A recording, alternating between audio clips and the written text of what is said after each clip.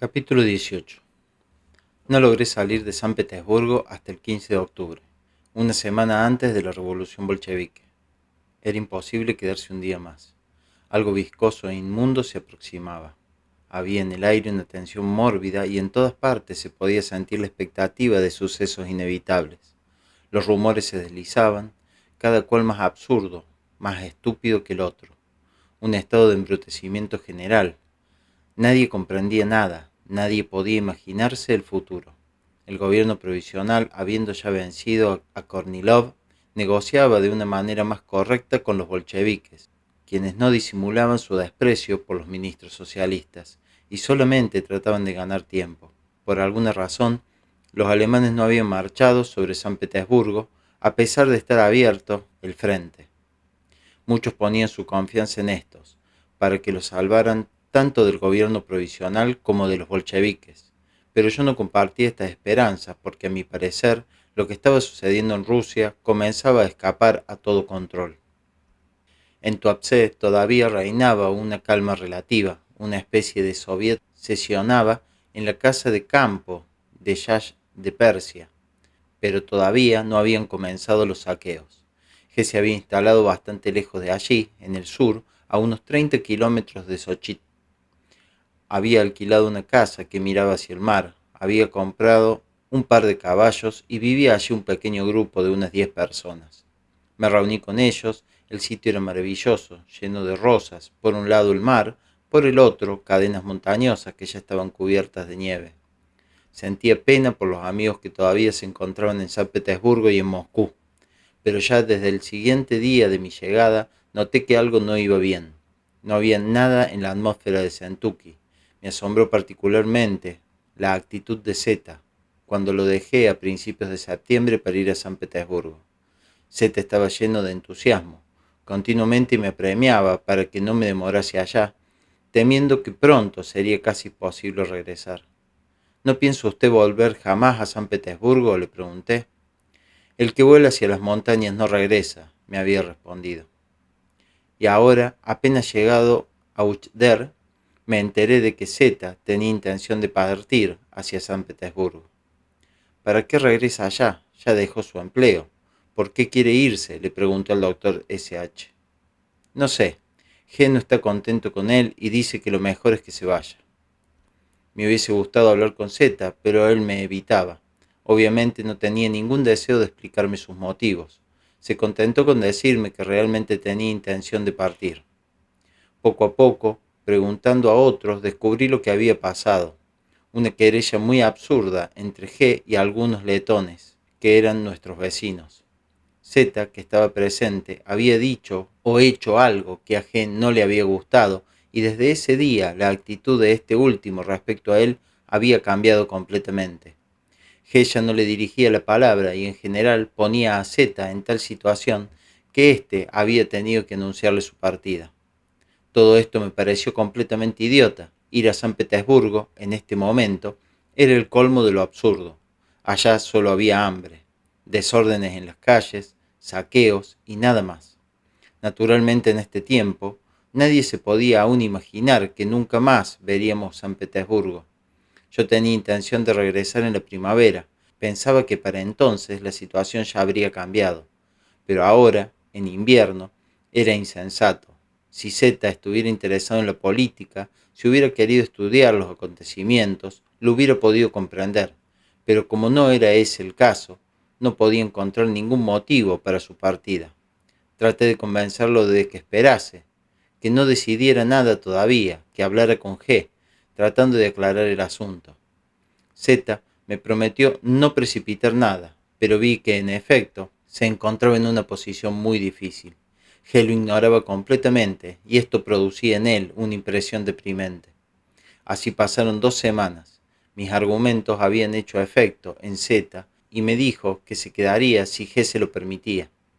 Fue a hablar con G, pero regresó rápidamente con una expresión turbada en el rostro. ¿Y bien? ¿Qué le ha dicho? Nada de particular. Me dijo que puesto que había decidido partir, lo mejor sería que lo hiciera.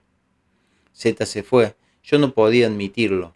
No hubiera dejado ir ni a un perro a San Petersburgo en un momento semejante. G tenía la intención de pasar el invierno en Uchter. Ocupábamos varias casas esparcidas en un terreno bastante grande. No había ningún trabajo de la clase que habíamos tenido en Sentuki. Cortábamos árboles para nuestra provisión de invierno, recogíamos peras silvestres. G se iba a menudo a Sochi, donde uno de nuestros amigos estaba en el hospital, pues había contraído tifoidea antes de mi llegada de San Petersburgo. Súbitamente G decidió partir. Pensaba que aquí podíamos fácilmente encontrarnos totalmente incomunicados con el resto de Rusia y sin provisiones. G se fue con la mitad de nosotros y luego mandó al doctor SH por el resto.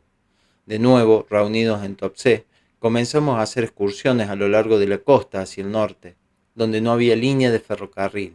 Durante una de ellas, SH encontró que alguno de sus amigos de San Petersburgo tenía una casa de campo a unos 40 kilómetros al norte. Pasamos la noche con ellos y a la mañana siguiente G alquiló una casa situada a 1 kilómetro de la de ellos. Allí fue donde nuestro pequeño grupo se volvió a formar. 4 de los nuestros fueron a Sentuki. Vivimos allí durante 2 meses. Fue una época apasionante.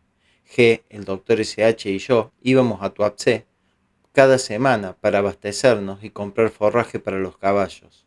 Estas diligencias siempre quedarán grabadas en mi memoria. Cada una dio lugar a las aventuras más inverosímiles, a conversaciones muy interesantes. Nuestra casa, situada a 5 kilómetros del gran pueblo de Olniki, dominaba el mar. Tenía la esperanza de que viviéramos más tiempo allí, pero en la segunda quincena de diciembre corrieron rumores de que una parte del ejército caucasiano subía a pie hacia Rusia, a lo largo de las costas del Mar Negro. G decidió que volviéramos a Sentuki para comenzar un nuevo trabajo. Fui el primero en partir, transporté una parte de nuestro equipaje a Piatigrosh y volví. Aún se podía circular, aunque había bolcheviques en Armavir. Los bolcheviques en general habían aumentado sus efectivos al norte del Cáucaso y se habían producido choques entre los cosacos y ellos. Cuando pasábamos por Mineralny Vody, todo estaba aparentemente tranquilo, aunque ya se había efectuado allí numerosos asesinatos de personas detestadas por los bolcheviques. G alquiló una gran casa en Sentuki y mandó un circular firmado por mí, fecha 12 de febrero, invitando a todos los miembros de nuestro grupo de Moscú y de San Petersburgo y a sus allegados a vivir y a trabajar con él. El hambre ya hacía estragos en San Petersburgo y en Moscú. Mientras que la abundancia todavía reinaba en el Cáucaso, se había vuelto muy difícil circular y algunos, a pesar de sus deseos, no lograron reunirse con nosotros. Pero vinieron alrededor de 40 personas. Con ellas regresó Z, a quien también se había dirigido la carta circular. Llegó muy enfermo. Un día de febrero, mientras todavía estábamos en la incertidumbre, G, mostrándome la casa y todo lo que había arreglado, me dijo: ¿comprende ahora por qué recolectamos dinero en Moscú y en San Petersburgo? Usted decía entonces que 1 millar de rublos era demasiado. Aún esa suma no hubiera alcanzado. 1,5 personas ha pagado y ya he gastado mucho más de lo que recibía entonces. G tenía la intención de alquilar o comprar un terreno, hacer huertas y en general organizar una colonia, pero fue impedido por los acontecimientos que habían comenzado durante el verano. Cuando nuestros amigos se reunieron en marzo de 1918, se establecieron reglas muy estrictas en nuestra casa. Estaba prohibido salir del lugar, de día y de noche se relevaban guardias y comenzaron los trabajos más variados. En la organización de la casa y de nuestras vidas entraron principios muy interesantes. Esta vez los ejercicios eran mucho más difíciles y variados que los del verano pasado. Ejercicios rítmicos, acompañados de música, danzas derviches, ejercicios mentales, estudio de diversas maneras de respirar y así sucesivamente. Entre los más difíciles estaban los ejercicios de imitación de fenómenos psíquicos, lectura del pensamiento, clarividencia, manifestaciones de medium, etc. Antes de comenzar estos últimos, G nos había explicado que el estudio de estos trucos, como él los llamaba, era obligatorio en todas las escuelas orientales, porque era inútil comenzar el estudio de los fenómenos de carácter supranormal antes de haber estudiado todas las imitaciones, todas las falsificaciones posibles. Un hombre no puede distinguir lo real de lo engañoso en este campo, salvo que conozca todos los trucos y demuestre ser capaz de reproducirlos él mismo. Además, G Decía que un estudio práctico de los trucos psíquicos era en sí mismo un ejercicio irreemplazable, puesto que nada podía favorecer mejor el desarrollo de la perspicacia, de la agudeza de la observación, de la sagacidad y aún de otras cualidades para las que el lenguaje de la psicología ordinaria no tiene palabras, pero que deben ser desarrolladas. Sin embargo, nuestro esfuerzo se aplica en especial a la rítmica y a las extrañas danzas destinadas a prepararnos para hacer luego ejercicios de derviches. G no nos comunicaba sus propósitos ni sus intenciones, pero por lo que había dicho anteriormente, se podía pensar que todo esto tendía a llevarnos hacia un mejor control del cuerpo físico.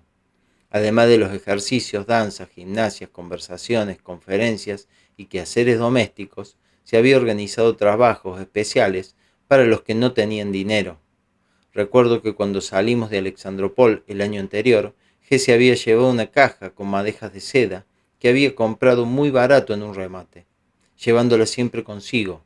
Cuando estuvimos reunidos en Esentuki, G distribuyó la seda entre las mujeres y los niños. Nos hizo fabricar tarjetas en forma de estrellas para devanarla. Enseguida se encomendó a los que tenían dones de comerciantes entre los nuestros, que vendieran esta seda a los tenderos de Pietrigrosh y Kislovdok y Esentuki.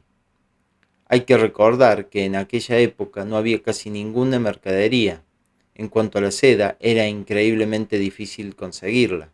Este trabajo se prolongó durante 2 meses y nos abasteció de una renta fuera de toda proporción con el precio de compra. En tiempos normales, una colonia como la nuestra no hubiera podido existir en Esentuki, ni probablemente en ninguna otra región de Rusia. Habríamos llamado la atención y excitado la curiosidad pública. La policía habría intervenido, no se hubiera podido evitar escándalos y por cierto que nos habrían sido atribuidas tendencias políticas, sectarias o inmorales. La gente está hecha de tal modo que necesariamente debe atacar todo lo que no puede comprender. Pero en esta época, es decir, en 1918, los que habrían sido los más indiscretos estaban ocupados en salvar su propio pellejo de los bolcheviques. En cuanto a estos, todavía no eran lo suficientemente fuertes como para interesarse en la vida privada de las personas y de las organizaciones, despojadas de todo carácter político, y como se acababan de organizar entre los intelectuales de la capital, entonces reunidos en Mineral Nivoldi, numerosos grupos y asociaciones de trabajadores, nadie nos prestó la menor atención. Una tarde durante una conversación, G nos invitó a buscar un nombre para nuestra colonia y en general encontrar un medio de legitimarnos. En esa época, Pietrigrosh estaba en poder de los bolcheviques. Piensa en algo como Sodrujespo, decía él, agregándole conquista de trabajo, o internacional. En todo caso, ellos no comprenderán, pero es necesario que puedan ponernos una etiqueta cualquiera. Por turno, cada uno hizo sus sugerencias. 2 veces por semana se organizaron conferencias públicas en nuestra casa. Estas tuvieron una numerosa asistencia y dimos también demostraciones de fenómenos psíquicos que no tuvieron mucho éxito porque nuestro público se sometía mal a nuestras instrucciones. Mi posición personal en el trabajo de G se había modificado poco a poco. Durante todo un año había visto muchas cosas que no podía comprender. Todo esto se había acumulado y sentía que debía irme. Este cambio puede parecer extraño e inesperado después de todo lo que he escrito hasta aquí, pero se había realizado poco a poco. Desde hacía ya algún tiempo, como lo he dicho, veía la posibilidad de separar a G de sus ideas. No tenía ninguna duda en lo que concierne a las ideas, al contrario, mientras más reflexionaba sobre ellas, más penetraban en mí y más aprendía a apreciarlas, a medir su importancia, pero comenzaba a dudar de que fuera posible para mí o aún para la mayoría de nuestros compañeros el continuar trabajando bajo la dirección de G. No quiero decir de ninguna manera que encontraran malas sus acciones o sus métodos, ni que estos cesaran de responder a lo que yo había esperado. Esto hubiera sido una actitud, por lo menos, fuera de lugar con respecto al maestro, una especie de inconsciencia con relación a un trabajo cuya naturaleza esotérica yo había reconocido. En tal caso, una cosa excluye a la otra. En un trabajo de este orden no se puede concebir ninguna especie de crítica, ni siquiera un desacuerdo, con tal o cual persona. Al contrario, todo el trabajo consiste en hacer lo que el maestro indique, conformándose a sus ideas, aunque no las exprese claramente. No se trata sino de ayudarlo en todo lo que haga. No puede haber otra actitud. Y G nos había dicho muchas veces, lo más importante en el trabajo es recordar que se ha venido para aprender y no para otra cosa. Sin embargo, esto no significa, en manera alguna, que un hombre deba seguir contra su voluntad un camino que no responda a lo que él busca. G mismo decía que no había escuelas generales, que cada gurú en una escuela tiene su propia especialidad. Uno es escultor, otro músico, un tercero enseña otra cosa, y todos los alumnos de tal gurú deben estudiar su especialidad. Existe entonces la posibilidad de elección. Depende de cada uno el encontrar un gurú cuya especialidad sea capaz de estudiar aquella que está de acuerdo con sus gustos, sus tendencias y sus capacidades. Es seguro que existen caminos muy interesantes, tales como la música, la escultura, pero no se puede obligar a todo el mundo a que aprenda música o escultura. En el trabajo de escuela hay materias obligatorias, pero también hay materias auxiliares que únicamente se proponen como medios de estudio de las obligatorias. Luego, las escuelas pueden diferir mucho según la doctrina de los tres caminos, los métodos de cada gurú. Pueden estar más cerca, ya sea del camino del fakir, del camino del monje o del camino del yogi. Y es evidente que un alumno puede comenzar por equivocarse siguiendo a un guía al cual en realidad no puede seguir. La tarea del guía será la de disuadir al alumno realmente incapaz de trabajar con él, es decir, incapaz de asimilar sus métodos y de alcanzar comprensión de las materias de su especialidad. Si ocurriese, sin embargo, que un hombre se da cuenta y comprende que ha comenzado un trabajo con un guía quien no puede seguir, entonces, claro está, debe irse. Debe buscar otro gurú o, si es capaz de hacerlo, comenzar a trabajar independientemente. En lo que concernía a mis relaciones con G, veía en aquella época que me había equivocado y que, si permanecía todavía con él, ya no iría en la misma dirección que al comienzo. Y pensaba que todos los miembros de nuestro pequeño grupo, con muy raras excepciones, estaban en una situación análoga, si no idéntica. Era una conclusión sorprendente, pero absolutamente justa. No tenía nada que censurar en los métodos de G, excepto que no me convenían. Un ejemplo muy claro me vino entonces a la mente. Nunca había tenido una actitud negativa hacia la religión, es decir, hacia el camino del monje. Sin embargo, no hubiera podido pensar ni por un instante que tal camino fuera posible o conveniente para mí.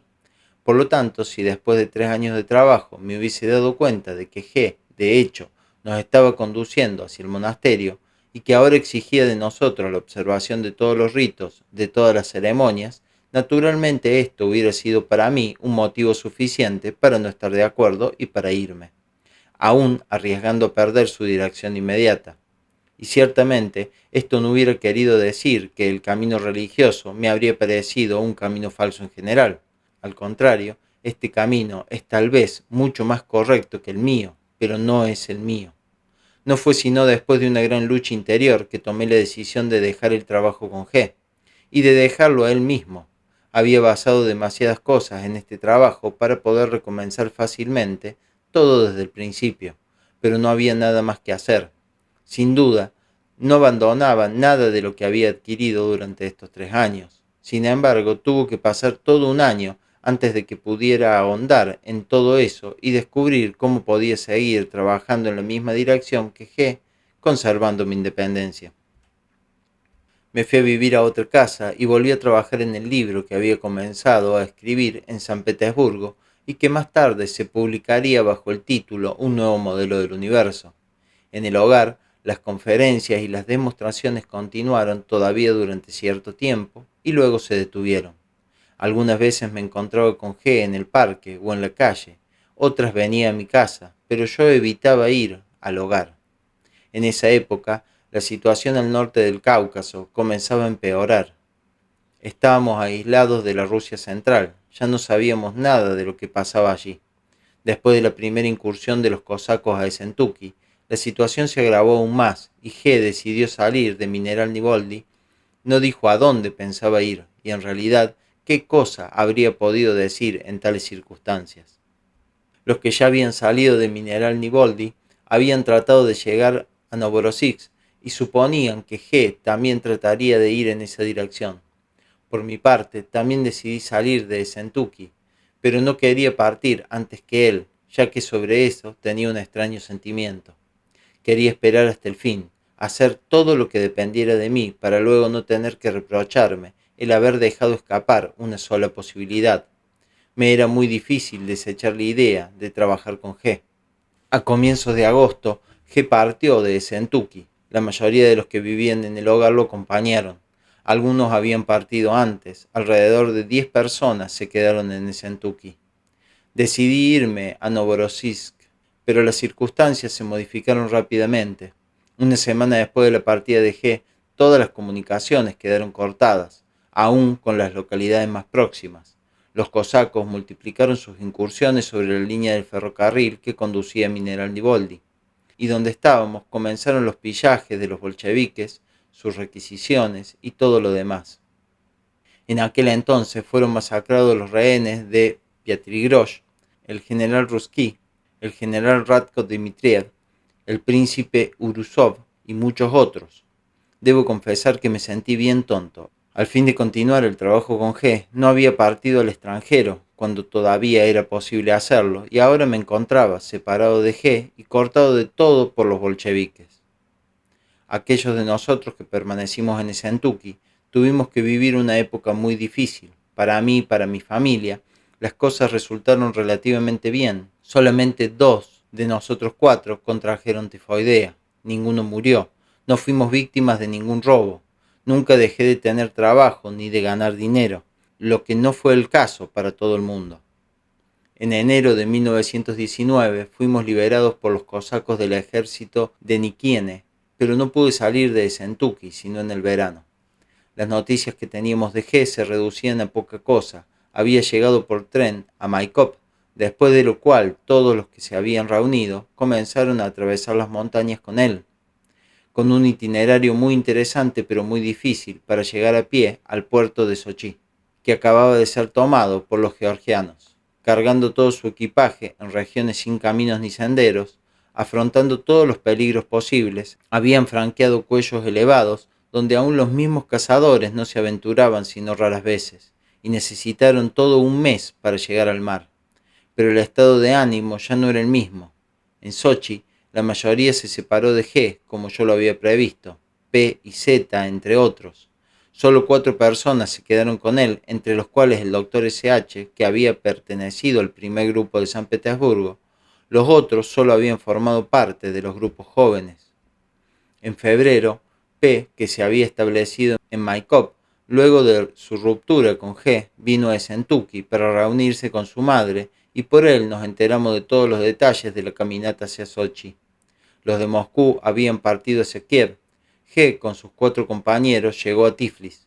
En la primavera nos enteramos que él continuaba el trabajo con un nuevo equipo y una nueva orientación, basándolo principalmente en la música, las danzas y los ejercicios rítmicos. Al final del invierno, habiendo mejorado un poco las condiciones de vida, empecé a revisar las notas de los diagramas que con permiso de G había conservado desde San Petersburgo. El eneagrama me llamó particularmente la atención. Evidentemente la explicación del eneagrama había quedado incompleta, pero sentí, por ciertos indicios, que se podía continuar.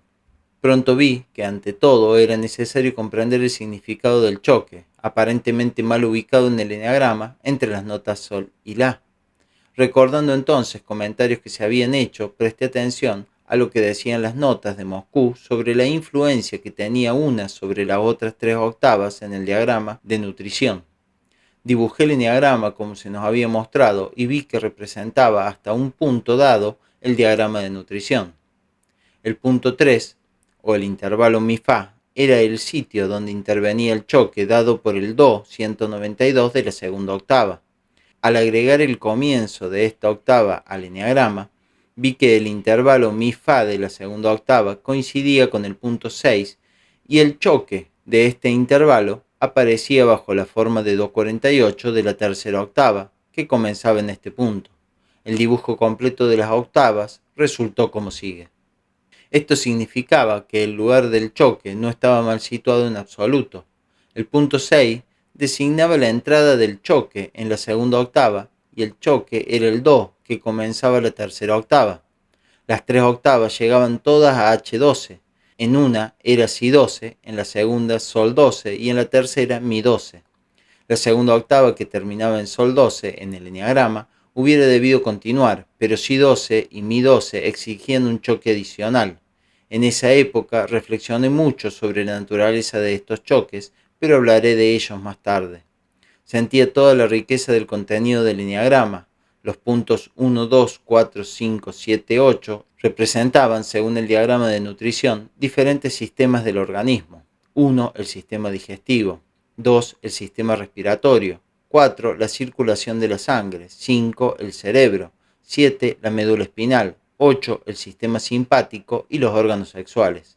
De esto deducía que la dirección de las líneas interiores 1, 4, 2, 8, 5, 7, 1, o sea, el resultado de la división de 1 entre 7, indicaba la dirección de la corriente sanguínea o la distribución de la sangre arterial en el organismo.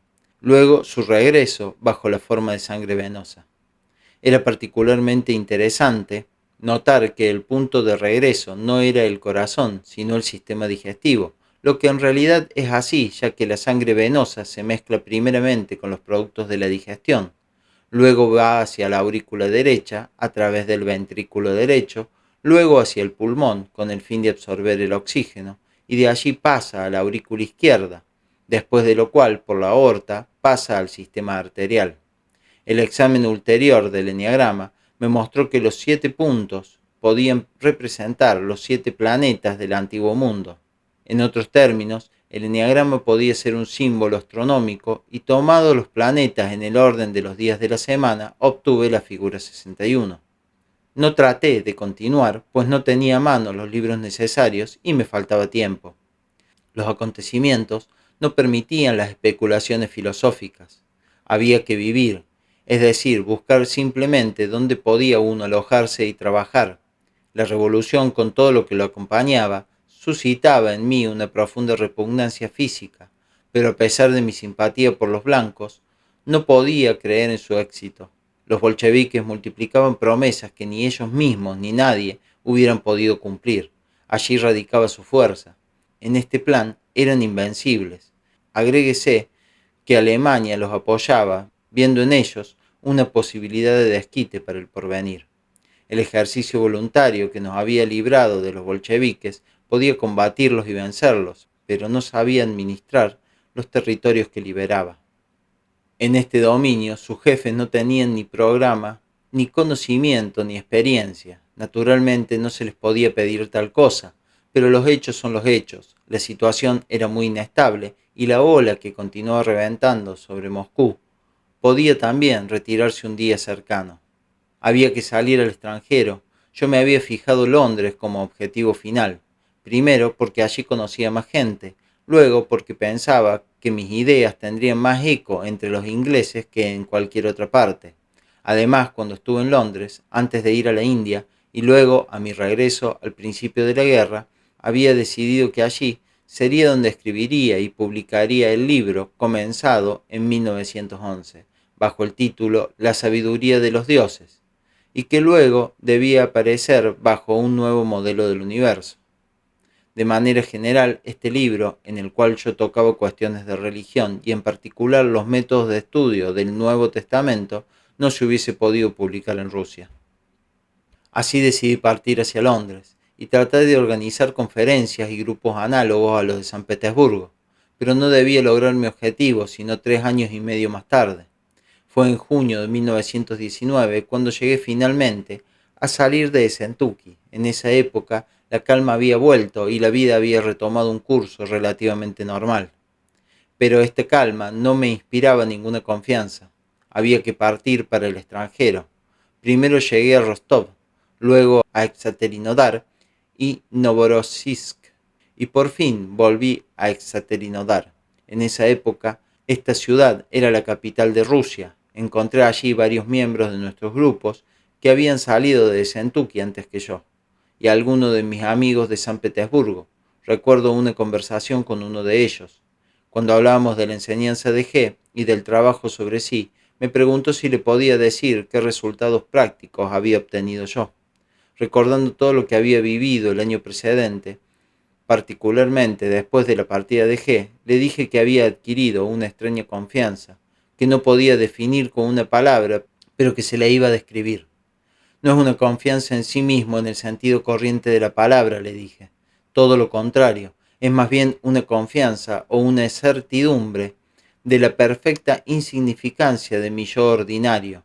Hablo de ese yo que conocemos habitualmente. Sí, si me debiera pasar algo terrible, como a tantos de mis amigos del año pasado, entonces no sería ese yo extraordinario, sino otro, el que estaría a la altura de la situación.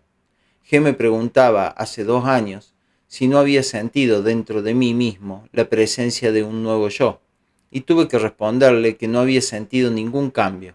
Ahora hablaría de otra manera, y puedo explicarle a usted cómo se produjo este cambio. No fue de golpe, y no es un cambio que abarca todos los momentos de mi vida. Mi vida sigue su curso ordinario, con todos los pequeños yoes ordinarios y estúpidos, excepto tal vez algunos que ya se me han vuelto insoportables. Pero si algún grave acontecimiento exigiese la atención de todo mi ser, entonces lo sé, podría enfrentarlo no ya con ese pequeño yo ordinario que le habla ahora, y que puede ser imitado, sino con otro, un gran yo, al que nada puede asustar, y que estaría a la altura de todo lo que viniera. No puedo darle una mejor descripción, pero para mí es un hecho, y este hecho está nítidamente conectado con mi trabajo. Usted conoce mi vida, y sabe que yo no era hombre que se dejase preocupar por lo que atemoriza a la gente interior y exteriormente. Pero ahora se trata de un estado diferente que tiene un gusto totalmente distinto. Por eso sé que esta nueva confianza no es el fruto de mi experiencia de la vida, es el resultado de este trabajo sobre mí que comencé hace 4 años. En Ekaterinodar y después, durante el invierno en Rostov, formé un pequeño grupo y siguiendo un plan que había elaborado durante el invierno precedente, di conferencias para exponer las ideas de G. Tomé como punto de partida las cosas de la vida ordinaria que permiten su acceso. Durante el verano y el otoño de 1919 recibí 2 cartas de G, una en Ekaterinodar y la otra en Novorossiysk. Me escribía que había abierto en Tiflis un instituto para el desarrollo armonioso del hombre, cuyo programa era muy vasto. Acompañaba su carta con un prospecto que, en verdad, me dejó muy pensativo.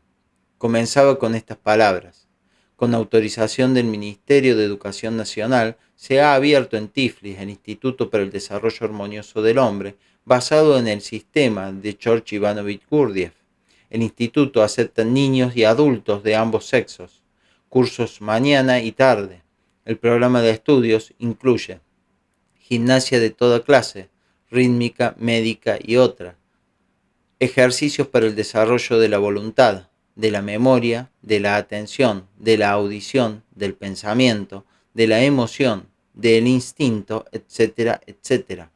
El sistema de George Ivanovich Gurdjieff, agregaba el prospecto, ya está operando en una serie de grandes ciudades tales como Bombay, Alejandría, Kabul, Nueva York, Chicago, Cristianía, Estocolmo, Moscú, Esentuki y en todas las filiales y hogares de verdaderas fraternidades internacionales de trabajadores. Al final del prospecto se encontró una lista de profesores especialistas del Instituto para el Desarrollo Armonioso del Hombre, y entre ellos encontré mi propio nombre, así como los del ingeniero P. y de J., otros miembros de nuestro grupo que vivían entonces en Novorossiysk y que no tenían la menor intención de ir a Tiflis. G. me escribió que estaba preparando su ballet La lucha de los magos, y sin hacer la menor alusión a todas las dificultades del pasado, me invitó a Tiflis para trabajar con él. Esto era muy propio de él, pero por diversas razones no podía ir a Tiflis. Ante todo, había grandes obstáculos materiales. Luego, las dificultades que habían surgido en Esentuki eran muy reales para mí. Mi decisión de separarme de G me había costado muy caro y no podía renunciar a ella tan fácilmente. Tanto más cuanto que todos sus argumentos me parecían sospechosos. Tengo que confesar que el programa del Instituto para el Desarrollo Armonioso del Hombre no me había entusiasmado especialmente. Claro que comprendía que, dadas las circunstancias, G se vio obligado a darle a su trabajo alguna forma exterior como lo había hecho en Esentuki, que podía parecer una caricatura. No era menos cierto para mí que detrás de esta forma permanecía siempre la misma cosa, la cual no podía cambiar. Yo solo dudaba sobre mi capacidad para adaptarme a tal forma. Al mismo tiempo estaba seguro de que muy pronto tendría que volver a ver a G. Desde Maikop, P vino a verme a Ekateranidar. Hablamos bastante de la enseñanza de G mismo. Su estado de ánimo era frecuentemente negativo. Sin embargo, me pareció que mi idea de la imperiosa necesidad de distinguir entre G y su enseñanza lo ayudó a comprender mejor la situación. Comenzaba a tomar el más vivo interés en mis grupos. Veía en ellos una posibilidad de continuar el trabajo. Las ideas de la enseñanza manifiestamente encontraban un eco. Respondían a las necesidades de los que querían comprender lo que pasaba tanto en ellos como a su alrededor. Asistimos al final de este breve epílogo de la historia rusa que había aterrorizado a nuestros amigos y aliados.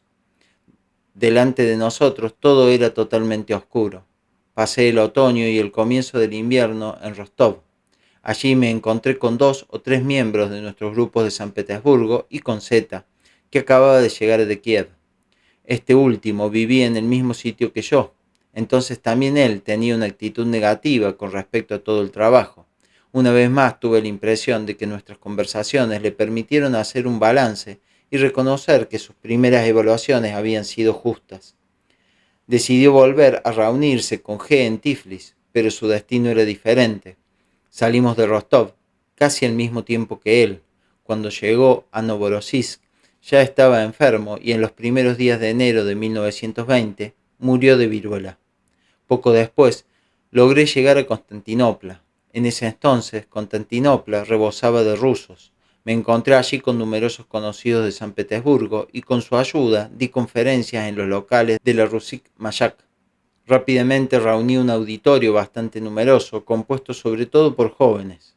Continué desarrollando los temas que había expuesto en Rostov y en Ekaterinidar, conectando todas las ideas generales de psicología y de filosofía con las de esoterismo.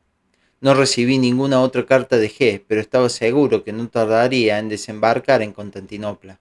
En efecto, llegó en el mes de junio, con un número bastante grande de personas.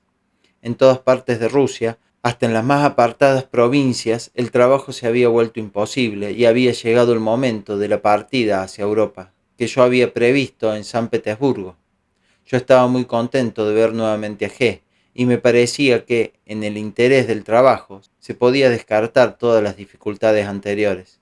Creía poder trabajar otra vez con él, como en San Petersburgo, y lo invité a mis conferencias con el fin de presentarle a todos mis auditores, particularmente al pequeño grupo de alrededor de 30 personas que se reunían en las oficinas de la Mayak.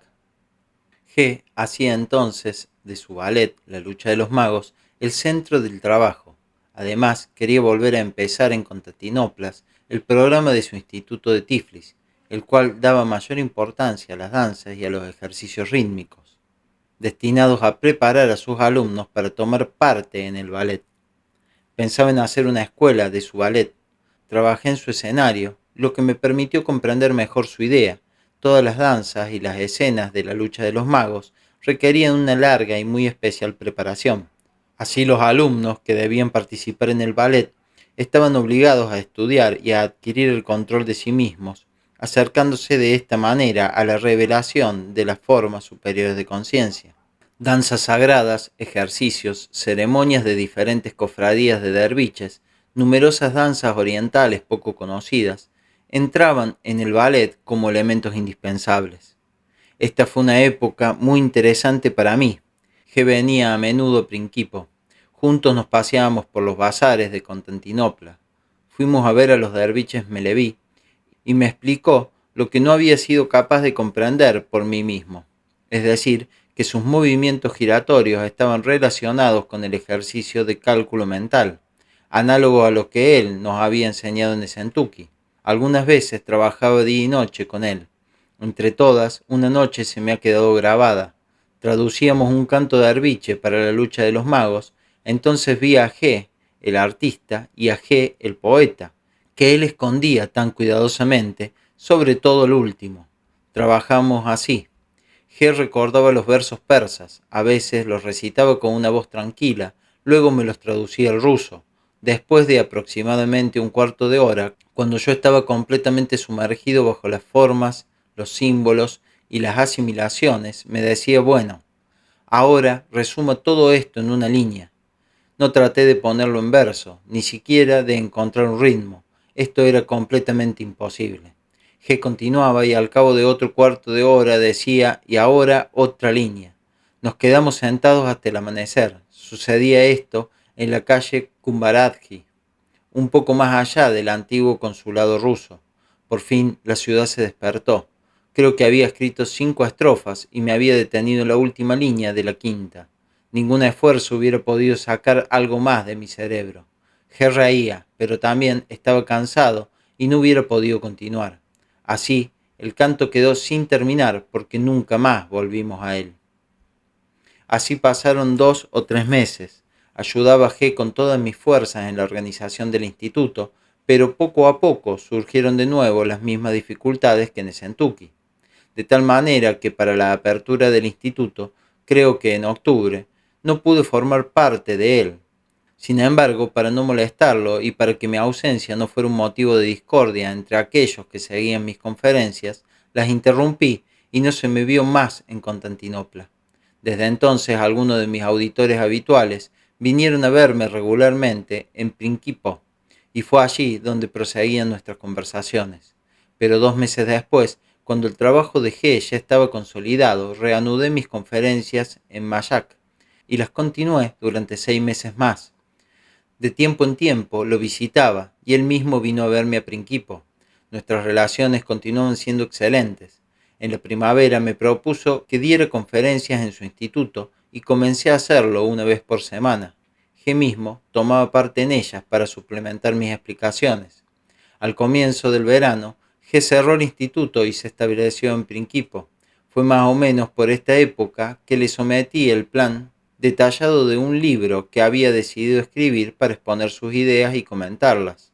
Aprobó el plan y me dio su autorización para publicar el libro. Hasta esta fecha siempre me había sujetado a la regla general, obligatoria para todos, según la cual nadie tenía por ningún motivo derecho a escribir, ni siquiera para su propio uso. Nada que tuviera que ver con la persona de G, ni con sus ideas, ni con lo que trabajaban con él, como tampoco guardar cartas, notas, etc., y mucho menos, naturalmente, publicar lo que fuese. Durante los primeros años, G insistió mucho sobre el carácter obligatorio de esta regla, y por este mismo hecho se suponía que toda persona admitida en el trabajo había dado su palabra de no publicar nada sobre él sin su autorización especial, aun en el caso de que abandonara el trabajo y dejase a G. Era una de las reglas fundamentales. Todos los que entraban al grupo debían observarla, pero más tarde G aceptó a gente que prestaba poca atención a esta regla o que rehusaba tomarla en consideración. Esto es lo que explica la publicación ulterior de varias descripciones que podían hacer creer que el trabajo de G no había sido siempre el mismo. Pasé el verano de 1921 en Constantinopla y en agosto partí hacia Londres. Antes de mi partida, G me propuso un viaje con él a Alemania, donde una vez más tenía la intención de abrir su instituto y montar su ballet, pero me parecía imposible organizar nada de este género en Alemania, y en cuanto a mí, ya no creía poder trabajar más con G. Poco después de mi llegada a Londres, volví a comenzar el ciclo de mis conferencias de Constantinopla y de Extaquinodar. Me enteré que G había partido hacia Alemania con su grupo de Tiflis y con aquellos de mis amigos de Constantinopla que se habían unido a él. Trató de organizar el trabajo en Berlín y luego de comprar los locales del antiguo Instituto Dalkroth en Hellerau, cerca de Dresde, pero esto no pudo llevarse a cabo.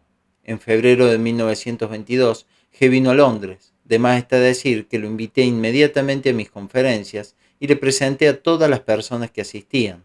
Esta vez mi actitud hacia él era mucho más definida. Aún esperaba muchísimo de su trabajo y decidí hacer todo lo que estaba en mi poder para ayudarlo en la organización de su instituto y en la preparación de su ballet, pero seguí creyendo que no podía trabajar con él. De nuevo se alzaban todos los obstáculos de Sentuki. Esta vez surgieron desde antes de su llegada. G había hecho mucho para llevar a cabo sus planes. había preparado cierto núcleo de alumnos, alrededor de 20, con los cuales era posible comenzar. La música del ballet estaba casi totalmente escrita, con la colaboración de un músico muy conocido. La organización del instituto había sido estudiada a fondo, pero para realizarla faltaba dinero. Poco después de su llegada, G dijo que pensaba abrir su instituto en Inglaterra. Un gran número de los que habían venido a mis conferencias se interesaron en esta idea y abrieron una suscripción destinada a cubrir los gastos de la empresa. De este modo, se pudo remitir a G cierta suma para permitirle trasladar todo su grupo a Inglaterra.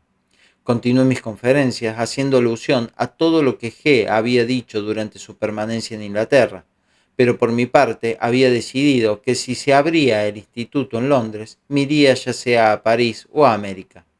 Finalmente se abrió el instituto en Londres en malas condiciones y la tentativa fue abandonada.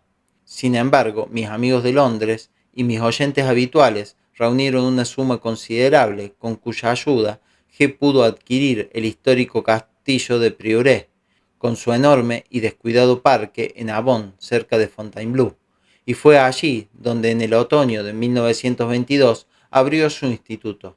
Se reunió un grupo bastante abirragado. Había allí algunas personas que se acordaban de San Petersburgo, algunos alumnos de Tiflis, otros que habían seguido mis conferencias de Constantinopla y de Londres. Estos últimos estaban repartidos en varios grupos. A mi parecer, algunos habían mostrado una prisa excesiva al abandonar tan súbitamente sus ocupaciones en Inglaterra para seguir a G. No podía decirles nada, porque cuando me hablaron de ello, ya habían tomado su decisión. Temía que se decepcionaran, porque el trabajo de G en esta época no me parecía suficientemente organizado para ser estable, pero al mismo tiempo no podía estar seguro de la justeza de mis propias opiniones y no quería intervenir. Si todo iba bien, si mis temores eran vanos, ellos hubiesen tenido razón. Otros habían tratado de trabajar conmigo, pero por diversos motivos me habían dejado. Estimando ahora más fácil para ellos el trabajar con G, estaban particularmente atraídos por la idea de encontrar lo que llamaban un atajo. Cuando me preguntaron mi parecer sobre este punto, claro está que les aconsejé ir a Fontainebleau. Algunos se instalaron ahí, otros solo pasaron 15 días o un mes con G. Se trataba de asistentes a mis conferencias que no querían decidir por sí mismos, sino que al enterarse de las decisiones de otros, habían venido a preguntarme si debían abandonar todo por el Prieuré y si ese era el único medio de trabajar. A esto les respondí que esperaran que yo fuera allí. Llegué al Prieuré por primera vez a fines de octubre o a principios de noviembre de 1922. Se realizaban ahí un trabajo muy interesante y muy animado. Se había construido un pabellón para las danzas y los ejercicios. Se habían organizado la administración y se había logrado el acondicionamiento del castillo. La atmósfera en general era excelente y producía una fuerte impresión. Me acuerdo de una conversación de Catherine Mansfield, que en esta época vivía en el Prieuré. Fue apenas 3 semanas antes de su muerte. Yo le había dado la dirección de G. Ella había asistido a 2 o 3 de mis conferencias. Luego había venido a decirme que partiría hacia París. Le había dicho que allí un médico ruso curaba la tuberculosis aplicando rayos X al vaso. Claro está que no podía decirle nada sobre este tema. Me parecía que ya estaba en medio camino hacia la muerte, y creo que se daba perfectamente cuenta de ello. Sin embargo, uno se quedaba impresionado por sus esfuerzos. Quería hacer uso de sus últimos días y encontrar la verdad cuya presencia sentía tan claramente, sin llegar a tocarla. No pensé en ese entonces volverla a ver, pero cuando me preguntó la dirección de mis amigos de París, y más precisamente de las personas con las cuales podía todavía conversar de las mismas cosas que conmigo, no pude negársela, y ahora la volví a encontrar en el Prieuré. Pasamos juntos toda una velada. Hablaba con voz débil, que parecía venir de la nada, pero que no dejaba de tener un cierto encanto. He comprendido que esto es verdad y que no hay otra verdad. Usted sabe que desde hace mucho tiempo veo que todos nosotros, sin excepción, somos como náufragos, perdidos en una isla desierta, pero sin darnos cuenta de ellos todavía. Pero los que están aquí sí lo saben. Los otros, allí en la vida, piensan que todavía un navío llegará mañana para recogerlos y que todo volverá a ser como en los viejos tiempos. Pero los que están aquí saben que ya nunca volverán los viejos tiempos. Me siento feliz de poder estar aquí. Poco después de mi regreso a Londres, me enteré de su muerte. G había sido muy bueno con ella, la había autorizado a quedarse, aunque era claro que no podía vivir, y naturalmente, por eso, recibió con intereses su plena paga de mentiras y calumnias. Durante el año 1923 viajé a menudo a Fontainebleau. Poco después de su apertura, el instituto había atraído la atención de los periodistas, y por un mes o dos la prensa francesa e inglesa se ocupó mucho de él. G y sus alumnos eran llamados los filósofos del bosque, fueron entrevistados, sus fotografías publicadas, etc. En esta época, es decir, a partir de 1922, G parecía preocupado sobre todo por el desarrollo de ciertos métodos para el estudio del ritmo y de la plástica. No dejó nunca de trabajar en su ballet, introduciendo en él danzas de derviches, de sufíes y aires que había oído hacía mucho tiempo en Asia. En gran parte, todo esto era nuevo y lleno de intereses. Era la primera vez, sin duda alguna, que se presentaba en Europa las danzas y la música de los derviches, y este espectáculo produjo una impresión muy grande sobre todos los que pudieron asistir. En el Prieuré se seguían igualmente con mucha intensidad ejercicios mentales para el desarrollo de la memoria, de la atención y de la imaginación, relacionados con el estudio de la imitación de los fenómenos psíquicos. En fin, para cada uno había toda una serie de trabajos obligatorios en la casa, bajo la forma de los quehaceres que demandaban esfuerzos muy grandes, por la rapidez exigida en el trabajo y diversas otras condiciones. Entre las conversaciones de este periodo he retenido sobre todo la que G consagró a los métodos de respiración, aunque haya pasado inadvertida entre todo lo que se hacía entonces. Mostraba la posibilidad de ver la cuestión bajo un punto de vista totalmente nuevo. La meta, decía G, es el dominio del organismo y la sujeción de sus funciones conscientes e inconscientes a la voluntad. Los ejercicios que se llevan a cabo en esta línea directa comienzan por la respiración. Sin el dominio de la respiración, nada se puede dominar. Sin embargo, esto no es tarea fácil. Deben comprender que hay tres clases de respiración. Una es normal, la segunda artificial, la tercera es la respiración ayudada por movimientos. ¿Qué quiere decir esto? Quiere decir que la respiración normal se hace inconscientemente, se efectúa bajo el control del centro motor. En cuanto a la respiración artificial, ¿en qué consiste? Si por ejemplo un hombre se dice que contará 10 al aspirar y 10 al expirar, o que inspirará por la ventana derecha de la nariz y expirará por la izquierda, su respiración se efectúa bajo control del aparato formatorio. Y es diferente en sí misma porque el centro motor y el aparato formatorio actúan a través de diferentes grupos de músculos. El grupo de músculos a través del cual actúa el centro motor no es accesible ni está subordinado al aparato formatorio. En el caso de una detención momentánea del centro motor, el aparato formatorio puede influir, sin embargo, sobre un grupo de músculos con cuya ayuda puede encontrar el mecanismo de la respiración. Pero claro está, su trabajo no igualará al del centro motor y no puede durar largo rato. Ustedes han leído los manuales de respiración yogi. También han leído o tal vez han oído hablar de los métodos especiales de respiración en uso en los monasterios ortodoxos, donde se practica la oración mental. Siempre es la misma cosa. La respiración que se efectúa a partir del aparato formatorio no es normal, es artificial. La idea es la siguiente. Si un hombre en frecuentes repeticiones prosigue esta clase de respiración durante un tiempo suficientemente largo, bajo el control de su aparato formatorio, el centro motor, que durante este tiempo permanece ocioso, puede cansarse de no hacer nada y comenzar entonces a trabajar imitando al aparato formatorio. Y en efecto, así ocurre a veces, pero para que esto se produzca deben reunirse en numerosas condiciones, ayunos y oraciones, vigilias agotadoras y toda clase de tareas extenuantes para el cuerpo. Nada de esto es posible si se trata al cuerpo con consideración.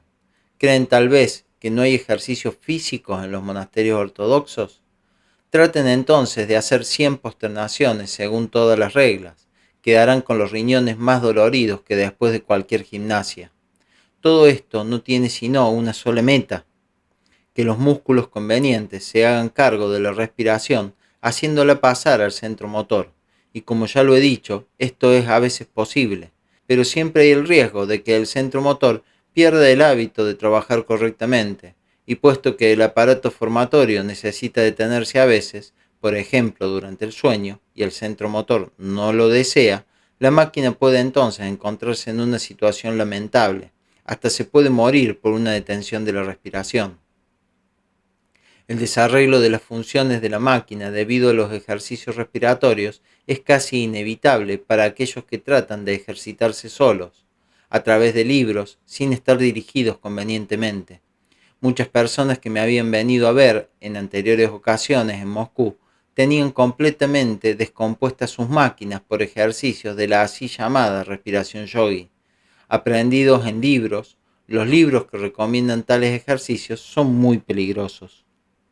Los aficionados nunca podrán hacer pasar el control de la respiración del aparato formatorio al centro motor. Para que se pueda efectuar esta transferencia, se debe conducir el funcionamiento del organismo al más alto grado de intensidad, pero un hombre nunca puede llegar a esto por sí solo. Sin embargo, como acabo de decir, hay una tercera clase de respiración, la respiración por los movimientos, pero esta necesita un conocimiento muy grande de la máquina humana, y este método no se puede seguir sino en las escuelas dirigidas por maestros muy sabios. En comparación, todos los otros métodos son cosas de aficionados, en las cuales uno no puede confiar. La idea esencial es que ciertos movimientos, ciertas posturas, pueden provocar a voluntad cualquier clase de respiración, conservando siempre en esta respiración un carácter normal, sin nada artificial. Aquí la dificultad está en saber qué movimientos y qué posturas provocarán cierta clase de respiración y en qué clase de hombres. Este último punto es particularmente importante porque desde este punto de vista los hombres se dividen en cierto número de tipos, y para llegar a la misma respiración, cada tipo tiene sus propios movimientos definidos. Por el contrario, los mismos movimientos acarrean diferentes respiraciones según los tipos. Un hombre que sepa qué movimiento provocará en él tal o cual clase de respiración es ya capaz de controlar su organismo y puede a su antojo en cualquier momento poner en movimiento tal o cual centro, o por el contrario, detener tal o cual función. Claro está que el conocimiento de estos movimientos y la capacidad de controlarlos tienen sus grados, como todas las cosas en este mundo. La ciencia de los hombres difiere no menos que el uso que hace de ella. Mientras tanto, lo que importa es comprender el principio. La comprensión de este principio es indispensable, sobre todo para el estudio de la división de los centros. Ya hemos hablado de esto más de una vez. Recuerden, cada centro está dividido en tres partes según la división inicial de los centros en intelectual, emocional y motor. Sobre la misma base, cada una de estas tres partes está a su vez dividida en tres. Además, cada centro está dividido desde su formación en dos sectores, positivo y negativo. Y en todas las partes de los centros hay grupos de rollos, asociados unos con otros según las diversas orientaciones. Esto es lo que explican las diferencias entre los hombres. Los que llaman la individualidad, naturalmente no hay rastros de verdadera individualidad en todo esto, sino solamente diferencias de rollos y de asociaciones. Las conversaciones se habían llevado a cabo en el gran pabellón del jardín que G había decorado a la manera de un tequet derviche. Habiéndonos explicado el significado de las diversas clases de respiración, G comenzó a dividir a los alumnos presentes en tres grupos, según su tipo. Eran alrededor de 40. La idea de G era mostrar cómo los mismos movimientos, según el tipo, provocaban diferentes momentos de respiración. Por ejemplo, inspiración en unos, expiración en otros, y cómo diferentes movimientos y posturas pueden terminar un solo y mismo periodo de respiración. Inspiración, retención del aliento y expiración. Pero esta experiencia se detuvo allí y G, por lo que sé, no la repitió jamás. En esta época, G me invitó varias veces a que fuera a vivir en el Priorat. Esto me tentaba, pero a despecho de todo mi interés, No llegaba a encontrar cuál sería mi lugar en su trabajo y no comprendía su orientación. Al mismo tiempo, no dejaba de ver, como ya lo había visto en Kentucky en 1918, que había muchos elementos destructores en la organización de la misma obra y que debía disgregarse. En diciembre de 1923, G organizó demostraciones de danzas de derviches, de movimientos rítmicos y de ejercicios variados en el teatro de Champs-Élysées. Poco después, en los primeros días de 1924, G partió para América con un número importante de sus alumnos, con la intención de organizar allí conferencias y demostraciones. Estaba yo en el Prieuré el día de su partida, y esta partida me recordó mucho a la de Kentucky en 1918 y todo cuanto se relacionaba con ella. A mi regreso a Londres, anuncié a quienes venían a mis conferencias que mi trabajo se desenvolvería en el porvenir de una manera por completo independiente, como lo había empezado en Londres en 1921. Fin.